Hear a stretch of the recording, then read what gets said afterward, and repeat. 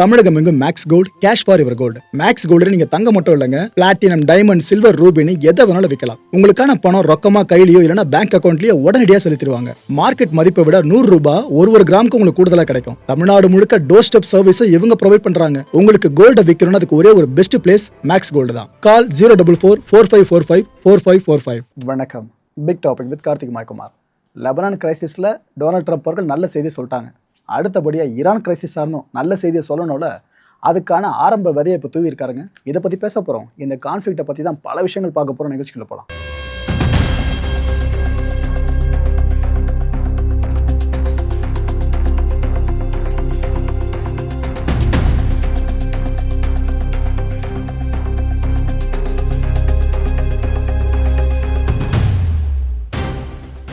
Donald Trump இப்போ என்ன சொல்கிறாப்புல, இந்த ஈரான் நியூக்ளியர் வெப்பன் சார்ந்து ஒரு முக்கியமான விஷயம், நாங்கள் எதிர்பார்த்த விஷயத்தை ஒத்துக்கிட்டதா சொல்லியிருக்காரு. ஈரானும் கன்ஃபார்ம் பண்ணணும், ஆனால் அதுக்கு முன்னாடி ஒரு சொல்கிறத சொல்லிடுறேன், ஒத்துக்கிட்டாங்க. ஆக்சுவலாக இந்த என்ரிச் பண்ணப்பட்ட யுரேனியம் இருக்குல்ல, இதை சார்ந்து தான் நாங்கள் முக்கியமான விஷயத்தை ஈரான்கிட்ட புஷ் பண்ணியிருந்தோம். அதுக்கு தான் அவங்க ஒத்துக்கிட்டு இருக்காங்க. அதை ஹேண்ட் ஓவர் பண்ணுறதா சொல்லிட்டாங்கன்னு சொல்லியிருக்காருங்க. ஈரானு என்ரிச் பண்ணி வச்சிருக்க யுரேனியத்தை ஹேண்ட் ஓவர் பண்ணுறதா சொல்லிட்டாங்க. ஆனால் யாருக்கிட்டன்றதை ட்ரம்ப் இன்னும் சொல்லலை. ஏற்கனவே ரஷ்யா சொல்லிச்சு, ஞாபகம் இருக்கா? எங்க என்ரிச் பண்ணப்பட்ட யுரேனியம் தான் உங்களுக்கு பிரச்சனை, நாங்கள் எடுத்துக்கிற ஒன்றும் பிரச்சனை இல்லை அப்படின்னாங்க. ஆனால் அமெரிக்கா நோ சொல்லிடுச்சு. அதே எப்படி ஈரான் கிட்ட இருக்கிறதோ உங்ககிட்ட இருக்கிறதோ ஒன்று தான், தேவையில்லை அப்படின்ட்டாங்க. அதை தாண்டி அமெரிக்கா வேறு எதனா நாடுகிட்ட கொடுக்க சொல்லுதா, இல்லை இவங்களே எடுத்துக்க போகிறாங்களா என்னன்றதை பொறுத்திருந்து பார்ப்போம். இன்னொரு விஷயமா சொல்கிறாப்புல, டீலுக்கு ரொம்ப பக்கத்தில் வந்துட்டோம் நாம. இந்த ஈரான் டீலுக்கு கூடிய சீக்கிரமே, பிரிட்டிஷ் சூன்ன்ற வார்த்தை பயன்படுத்துறாரு, கூடிய சீக்கிரமே போர் முடிஞ்சிடும், யாரும் கவலைப்படாதீங்கன்றாரு. ராஜா, இது வரைக்கும் கவலை மட்டும் தான் போட்டுட்டு இருக்கு இந்த கான்ஃப்ளிக்டால. இந்த தலைவலி முடிஞ்சா போதும். ஓகே, யூகே அண்ட் ஃப்ரான்ஸ் ரெண்டு தரப்பு ஒன்றா இணைஞ்சு இப்போ என்ன வேலையை பார்த்துருக்காங்க, 40 நாடுகளோட பிரதிநிதிகள் கிட்ட அவங்க பேச ஆரம்பிச்சிட்டாங்க. ஆலோசனை. ப்ரோ, இந்த 40 நாடுகள் அமெரிக்கா இருக்கான்னு கேட்டிங்கன்னா அங்கே தான் ட்விஸ்ட்டு. அமெரிக்கா இல்லை, ஒதுக்கிட்டாங்கன்னு சொல்கிறத விட கழட்டி விட்டாங்கன்னு சொல்லலாம். ஏன்னா அமெரிக்கா நேட்டோ பேஸ் பண்ணி தாறுமாறாக கிண்டல் பண்ணிச்சு. பார்த்தீங்களா என்ன அமைப்பு நேட்டோ அமைப்பு? அமெரிக்கானா நேட்டோ ஒன்றுமே இல்லை. என்ன யூரோப்பு கூப்பிட்டா ஒருத்தர் வரமாட்டீங்க சண்டைக்கு, ஈரானை போய் காலி பண்ணலான்னு சொன்னால் நீங்கள்லாம் தேவையான நேரத்தில் உதவுறங்களே கிடையாது, எனக்கு தெரிஞ்சிச்சு உங்களோட உண்மையான முகத்திரை அப்படின்லாம் பேசினாரா? இல்லை இவங்க ட்ரிகர் ஆகிட்டு இருக்காங்க. ஸோ யூகே ஃப்ரான்ஸை ஒன்று சேர்ந்து கிட்டத்தட்ட 40 நாடுகளை சேர்ந்த பிரதிநிதிகிட்ட பேசி இந்த ஹார்மோஸ் இருக்குல்ல, இங்கே ஃப்ரீடம் ஆஃப் நேவிகேஷனை அஷ்யூர் பண்ணுறதுக்கு என்னென்ன பண்ண முடியும்னு கேட்டிருக்காங்க. ஏன்னா இன்டர்நேஷ்னல் வாட்டர் சார்ந்து அங்கே எல்லா கப்பல்களும் சேஃபாக போயிட்டு வரணும்ல. இதில் ஈரான் முட்டுக்கட்டை போட்டாலும் சரி, அமெரிக்கா முட்டுக்கட்டையாக இருந்தாலும் சரி, இதை நாம் எப்படி ஃபுல்லாக டேக்கிள் பண்ணுறது, இதை பற்றி தான் பேசுகிறாங்க இந்த முக்கியமான கூட்டத்தில். ஆனால் என்ன, அமெரிக்கா இல்லாமல் நடக்குது. இது அமெரிக்கா உதவியே இல்லாமல் நம்மளால் தன்னிச்சையாக வாழ முடியுன்றதை அவங்க காமிக்க ஆரம்பிச்சிருக்காங்க. யாருக்கு? அமெரிக்காவுக்கே இதை காமிக்க ஆரம்பிச்சிருக்காங்க. அதுதான் இங்கே ஹைலைட்டு. இது வரைக்கும் உலகம் கடந்து வந்த பாதை இருக்குல்ல, இதுக்கப்புறம் மாற்றி அமைக்கப்படும். அப்பேற்பட்ட முடிவு தான் யூகே ஃப்ரான்ஸும் இப்போ எடுத்திருக்காங்க.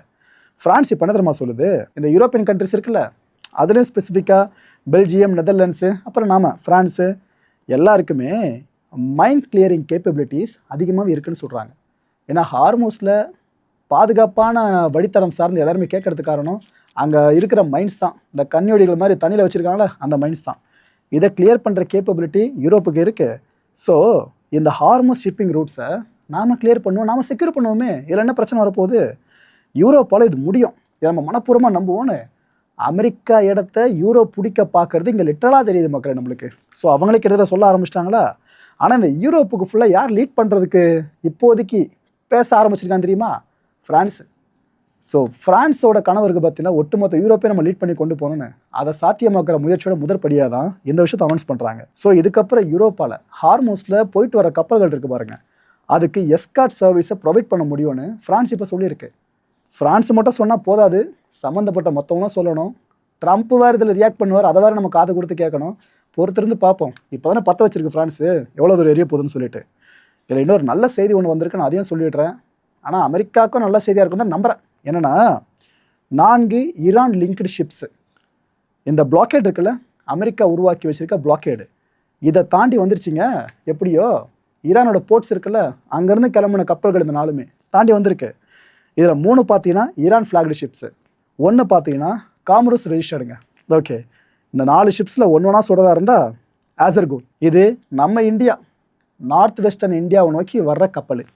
2வது அஷ்கான் 3, இது பாகிஸ்தானோட கராச்சி இருக்குல்ல, இதை நோக்கி போயிட்டுருக்க கப்பல். மூணாவதா ஷாப்தீஸ். இது நம்ம கேரளா இருக்குல்ல, இங்கே வந்துடும். இதுக்கப்புறம் சைனாவோட ஜுஹாய் இருக்குது பாருங்கள், இதை நோக்கி போகிற கப்பல். நாலாவதா டாவா 4, இது நம்ம மும்பை இருக்குல்ல, அதை நோக்கி வர்ற கப்பல். ஒரு விஷயம் கவனிச்சிங்களா, ஒரு பக்கம் இந்தியா, இன்னொரு பக்கம் சைனா. இந்த 2 நாடுகளும் ஈரானுக்கு நட்பு நாடுகள், அமெரிக்காவுக்கும் நட்பு நாடுகள். ப்ரோ, இந்தியா அமெரிக்கா சொல்லலாம், சைனா அமெரிக்கா நட்பு நாடுகள் இல்லையே அப்படின்னு சில பேர் கேட்பீங்க. இப்போ போய் பாருங்கள் ஜியோ பாலிட்டிக்ஸ் எப்படி தலைகீழாக மாறிக்கிட்டு இருக்குன்னு. எப்போ ட்ரம்ப் சைனாவுக்கு வராருன்ற விஷயத்தை அனௌன்ஸ் பண்ணாரோ அதுலேருந்து சைனா மேலே அமெரிக்காவுக்கு எவ்வளோ பாசம், அமெரிக்கா மேலே சைனாவுக்கு எவ்வளோ பாசம். அதுவும் ஹார்மோஸ் ஓப்பன் பண்ணால் நல்லா இருக்கும்னு அமெரிக்காவை ரெப்ரசன்ட் பண்ணி சைனாவோட ஃபாரின் மினிஸ்டர் கேட்குற அளவுக்கு போயிடுச்சு விஷயம். ஈரான் கிட்ட அந்தளவுக்கு க்ளோஸ் ஆக ஆரம்பிச்சிட்டாங்க. ஆனால் அது எல்லாருக்குமே தெரியும், தற்காலிகம் மட்டும்தான். ட்ரம்ப்போட அந்த விசிட் முடிஞ்சதுக்கப்புறம் 2% கூட இந்த உறவு அப்படிலாம் ஹெல்த்தியாக இருக்காது. அது எல்லாருக்குமே தெரிஞ்ச விஷயம் தான், நம்மளுக்கு மட்டும் இல்லை, அமெரிக்காவுக்கும் தெரியும், சைனாவுக்கும் தெரியும். ஆனால் நாம் 2 தரப்புக்கும் ஃபேவராக இருக்கிறதுனால என்னவோ இந்த ஷிப்ஸை அலோவ் பண்ணியிருக்கிறத நம்ம எடுத்துக்க முடியும். ஏன்னா பிளாக்கேடை அப்ரோச் பண்ணாக்கா நாங்கள் அடிப்போம்னு சொல்லிருந்துச்சு அமெரிக்கா. அதையும் தாண்டி வந்திருக்கனாக்கா கப்பல்கள்லாம் ஓகே, ஏதோ ஒன்று நல்ல விஷயம். IEA, இன்டர்நேஷ்னல் எனர்ஜி ஏஜென்சி, இவங்க இப்போ என்ன சொல்கிறாங்க, இந்த மிடில் ஈஸ்ட்டில் நிறைய பகுதிகளை ஈரான் தாக்குச்சில் இன்ஃப்ராஸ்ட்ரக்சர்ஸை ஒரு வழி ஆக்குனாங்களே, இந்த எனர்ஜி அவுட்புட் இருக்குது பார்த்தீங்களா, இந்த லாஸஸை இந்த மிடில் ஈஸ்ட் இருக்க நாடுகளில் ஈடு கட்டணும் அப்படின்னா குறைஞ்சது 2 வருஷம் ஆகுன்றாங்க. ரெக்கவரி ப்ராசஸ்க்கு 2 வருஷம். அதாங்க ஒன்று சொல்லுவாங்களே, ஆக்கிறது ரொம்ப கஷ்டப்பா, அழிக்கிறது ரொம்ப ஈஸின்ட்டு. அதான் இங்கே IEA சொல்லுது. சில நாடுகளுக்கு பார்த்தீங்கன்னா இந்த 2 வருஷன்றது இன்னும் அதிகமாகலான்னு சொல்கிறாங்க. அதில் எக்ஸாம்பிள் எதை சொல்கிறாங்கன்னா, சவுதி இப்போ 2 வருஷத்துல இதை சாத்தியமாக்கிறான்னு வைங்க, ரெக்கவர் ஆகிட்டான்னு வைங்க, இதை ஈராக் சாதிக்க இன்னும் சில வருஷங்கள் தேவைப்படும்ன்றாங்க, 2 வருஷத்துக்கு மேலே. அதை இங்கே கம்பேர் பண்ணி அவங்களே சொல்கிறாங்க. ரொம்ப நாளைக்கு அப்புறம் லெபனான் மக்கள்லாம் சிரிக்கிறத பார்க்க முடியுதுங்க. அதை பார்க்குறப்ப நமக்கு கொஞ்சம் நிம்மதியாக இருக்குது. பாருங்கள், இந்த லெபனானில் 10 நாட்கள் போர் நிறுத்தம் அனௌன்ஸ் பண்ணியிருக்காங்களே, அதோட எதிரொலியாக எங்கெங்கிறதுலாம் மக்கள் வீடுகளை காலி பண்ணிட்டு போனாங்களோ அந்த வீடுகளை நோக்கி வர ஆரம்பிச்சிட்டாங்க இங்கே இந்த லெபனானில். இதில் நிறைய குழந்தைங்க இந்த சின்ன சின்ன பொம்மைகள்லாம் வச்சுருப்பாங்களே, அவங்களோட ரொம்ப அபிப்பிராயம் எடுத்துகிட்டு போனால் அந்த பொம்மைகள் தானே, அதை கொண்டு வர்றது, அதை பேரண்ட்ஸ் கிட்ட கொடுக்கறது, அதை அவங்க சுமந்துட்டு வர்றது, குழந்தைங்க சந்தோஷமாக வீட்டை நோக்கி ஓடுறதை பார்த்து இவங்க சிரிக்கிறது, இப்படி தாங்க போயிட்டுருக்கு லெபனானில். இப்போ பார்க்குறதுக்கு இப்படி தான் போயிட்டுருக்கு. ஒரு பக்கம் ஆண்களும் சந்தோஷத்தில் இருக்காங்க, தாய் குழந்தைகளும் சந்தோஷமாக இருக்காங்க. ஆனால் அது எப்போவுமே தான் நல்லாயிருக்கும், எங்கே இருக்க விட்றாங்க, ஏதோ ஒரு வாரிகர்னு ஆரம்பித்து எல்லாரையும் அளவு விட்டுட்ருக்காங்க. அங்கே சந்தோஷமான குடும்பங்களையும் இப்போதைக்கு பார்க்க முடியுது. எனக்கு தெரிஞ்சது 10 நாட்களுக்குள்ளே இதுலேயும் சீஸ்ஃபயர் யாராவது வயலேட் பண்ணிட்டான்னு திருப்பி அடிக்க ஆரம்பிச்சிட்டாங்கனாக்கா இந்த சந்தோஷங்கள் சீக்கிரம் மறைஞ்சிரும். பல பேர் கனவு மக்கள் இதெல்லாம், இது போல் குடும்பத்தோடு ஜாலியாக அங்கங்கே போயிட்டு வர விஷயங்கள் பல பேரோட கனவு. அந்த சின்ன ஒரு கனவை கூட அவங்களால சாத்தியப்படுத்த முடியாத அளவுக்கு துரத்தி விட்டுருக்காங்க எவாக்குவேஷன்ற வேலையில்னாக்கா இது என்னத்தை சொல்கிறது. இப்போ வர்றதை பார்க்குறப்ப ஓரளவுக்கு ஆறுதல் கிடைக்குது. இந்த டெப்ரியெல்லாம் க்ளீன் பண்ணுற வேலை இருக்குல்ல, அது இப்போ பெருசாக போட்டு லெபனானில் மக்களே நிரந்தர போர் நிறுத்தம் இல்லை, சீஸ்ஃபயர் மட்டும் அனௌன்ஸ் பண்ணியிருக்காங்க 10 நாட்களுக்கு. ஆனால் இதுவே அந்த மக்களுக்கு எவ்வளோ பெரிய சந்தோஷத்தை கொடுத்துருக்கு பார்த்தீங்களா. நிரந்தரமாக போர் நிறுத்தம் வந்தால் அவங்க எவ்வளோ இன்னும் ஹாப்பியாக இருப்பாங்க. அங்கே நிறைய இந்த மண் முகடுகள் இருக்கும் பார்த்தீங்களா, அட்டாக் நடந்த பிற்பாடு அதை க்ளீன் பண்ணுறதா இருக்கட்டும், ஏற்பட்ட பள்ளங்களை ஃபுல்லாக சரி பண்ணுறதா இருக்கட்டும், டெப்ரியை ஃபுல்லாக க்ளீன் பண்ணுற வேலைன்னு எல்லாத்தையும் ரொம்ப மும்முரமாக பண்ணிக்கிட்டு இருக்காங்க. இன்னொரு பக்கம் இஸ்ரேல், அவங்க என்ன தெரியுமா சொல்கிறாங்க, எங்களோட படைகள் இந்த ஆக்கிரமிக்கப்பட்டிருக்க லெபனான் டெரிட்டரி இருக்குல்ல, அங்கேருந்து வெளியே வரமாட்டோம், நாங்கள் விட்ரா பண்ண மாட்டோம் ஏற்கனவே சொல்லிட்டோம்ல, திரும்ப ஏன் கேட்குறீங்க, பாசிபிளே இல்லைன்னு சொல்லிட்டாங்க. இன்னொரு பக்கம் ஈரான் என்ன தெரியுமா சொல்லுது, ஏன்ப்பா அதெல்லாம் நீங்கள் சொல்லக்கூடாது, போர் நிறுத்தம் அப்படின்னா படைகள் வெளியே போகிறது தான், ஒழுங்காக படைகளை விட்ரா பண்ணிவிடுங்க, அங்கே இருக்க மக்களை நிம்மதியாக வாட விடுங்கன்னு ஈரான் இப்போ கேட்டுக்கிட்டு இருக்கு.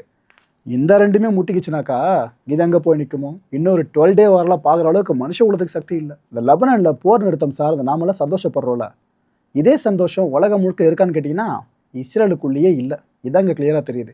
ஆமாம் ப்ரோ, நெத்தன்யாகுக்கே பிடிக்கல தான், அவர் ஃபுல்லாக ஹெஸ்புல்லா முடிச்சு விட்டுருப்பாரு, அதுக்குள்ளேயே இது மாதிரி ஸ்டாப் பண்ணி விட்டாரு ட்ரம்ப் அப்படின்னு சில பேர் நினைக்கலாம். நான் பேசுகிறது நெத்தன்யாகு பற்றி கிடையாது, அவருக்கு ஆப்போசிட்டாக செயல்படுற அரசியல்வாதிகளை பற்றி. ஸ்க்ரீனில் தெரிகிறார்ல, இவர் பேர் யார் லாபிட், இஸ்ரேலோட எதிர்க்கட்சி தலைவர். இவர் இப்போ என்ன சொல்கிறாரு, ஏங்க இது முறை கிடையாது, எத்தனையோ முறை ஹெஸ்புல்லாவை அழிக்கிற வாய்ப்பு நம்மளுக்கு கிடச்சிருக்கு, ஆனால் இஸ்ரேல் அரசு இருக்குல்ல கையாலாகாத அரசாக இருக்குது, நம்ம மக்களை அவ்வளோ தூரம் கொலை பண்ணி போட்டிருக்காங்க ஹெஸ்புல்லா, கிடைச்ச வாய்ப்பு வச்சு அவனை முடிச்சு விடுவீங்களா, அதை விட்டு என்ன சீஸ்ஃபயருக்கு தலையாட்டு வந்திருக்கீங்க, இதெல்லாம் என்ன கவர்மெண்ட்டு, நம்ம கவர்மெண்ட் அமையும் அதுக்கப்புறம் பாருங்கள் ஹெஸ்புல்லாவே இல்லாமல் பண்ணுறோன்னு எல்லாத்தையும் அரசியலாக மாற்றுவாங்கன்னு நம்ம பார்த்துருக்கோம் இங்கே.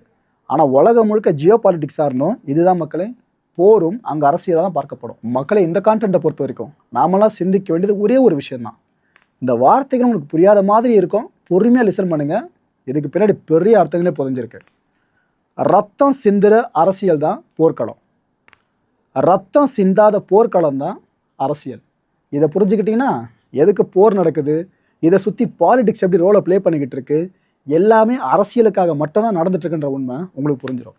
அடுத்த நிகழ்ச்சி சந்திக்கலாம். நன்றி, வணக்கம். தமிழகம் எங்கும் Max Gold, cash for your gold. Max Gold நீங்க தங்கம் மட்டும் இல்லைங்க, பிளாட்டினம், டைமண்ட், சில்வர், ரூபினி எதை வேணாலும் விற்கலாம். உங்களுக்கான பணம் ரொக்கமா கையிலயோ இல்லைன்னா பேங்க் அக்கௌண்ட்லயோ உடனடியாக செலுத்திடுவாங்க. மார்க்கெட் மதிப்பை விட 100 ரூபாய் ஒரு கிராமுக்கு உங்களுக்கு கூடுதலா கிடைக்கும். தமிழ்நாடு முழுக்க டோர் ஸ்டெப் சர்வீஸும் இவங்க ப்ரொவைட் பண்றாங்க. உங்களுக்கு கோல்ட விற்கணும்னு அதுக்கு ஒரே ஒரு பெஸ்ட் பிளேஸ் மேக்ஸ் கோல்டு தான். கால் 04445454545. என் அன்பார்ந்த மாயம் ஸ்டுடியோஸ் நேயர்களே, மாயம் பக்தின்னு ஆன்மீகத்துக்காக பிரத்யேகமா ஒரு சேனலை கொண்டு வந்திருக்கோம். மறக்காம சப்ஸ்கிரைப் பண்ணி அந்த சேனலுக்கு உங்களோட ஆதரவை மனப்பூர்வமா தெரிவிங்க. வணக்கம் மாயம் ஸ்டுடியோஸ் நண்பர்களே. மாயம் ட்ரெண்ட்ஸ் அப்படின்ற ஒரு புதிய ஃபேஸ்புக் பேஜை ஓப்பன் பண்ணியிருக்கோம். நீங்கள் யூடியூப்ல பார்த்துட்டு இருக்கீங்களா நம்மளோட கான்டென்ட்ஸ்லாம், இதெல்லாம் விட ஒரு படி மேலே ரொம்ப கிறிஸ்பாகவும் ரொம்ப சூப்பராகவும் நிறைய கான்டென்ட்ஸ் உங்களுக்கு இந்த பேஜில் காத்துட்டு இருக்குங்க. ஸோ உடனடியாக ஃபேஸ்புக் பிளாட்ஃபார்ம் போங்க, மாயம் ட்ரெண்ட்ஸ்னு டைப் பண்ணி சர்ச் பண்ணி நம்ம பேஜை ஃபாலோ பண்ணுங்க. அப்படியே நம்ம சேனலையும் நீங்கள் சப்ஸ்கிரைப் பண்ணிட்டீங்க அப்படின்னா இன்னும் நிறைய புது கான்டென்ட்ஸை உங்களுக்காக ப்ரொடியூஸ் பண்ணி கொடுத்துக்கிட்டே இருப்பாங்க. நீங்கள் பண்ணுற ஒவ்வொரு சப்ஸ்கிரிப்ஷனும் எங்களுக்கு பெரிய மோட்டிவேஷனாக அமையும்.